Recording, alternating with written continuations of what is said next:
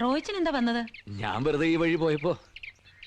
ഈ വഴി പോകുമ്പോഴൊക്കെ വെറുതെ ഇങ്ങനെ വരുന്നത് ശരിയാണോ? ആളുകൾ എന്താ പറയാ? എനിക്ക് ഭാവനെ ഒന്ന് കാണണം തോന്നി. ഭാവന എനിക്കിഷ്ടമാണ്.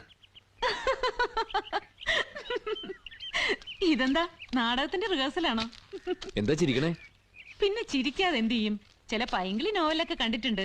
പണക്കാരനായ തിരുമുറ്റത്ത് കൊച്ചുതോമന്റെ മകൻ റോയിച്ചൻ ഒരു പാവപ്പെട്ട മണ്ണാത്തി പെണ്ണിനോട് ഇതുപോലെ. മതി കളിയാക്കിയത്.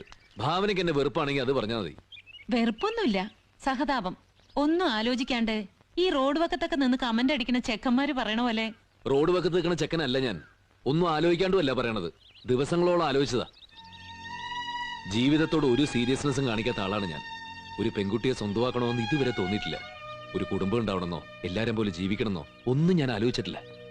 പക്ഷെ ഇപ്പോ എല്ലാം ഞാൻ ആലോചിക്കാൻ തുടങ്ങി, സ്വപ്നം കാണാൻ തുടങ്ങി.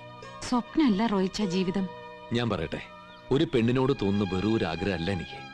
എല്ലാ അർത്ഥത്തിലുള്ളൊരു ഇഷ്ടം. ഭാവനയ്ക്ക് എന്നെ ഇഷ്ടമല്ലേ? ഒഴിവാക്കാൻ വേണ്ടി നുണ പറയരുത്. ഇഷ്ടമല്ലേ? പക്ഷേ എന്നെ കുറിച്ച് എന്തറിയാം റോയിച്ചന്? റോയിച്ചന്റെ നാടകത്തിലെ ക്യാരക്ടർ പോലെ ഞാൻ.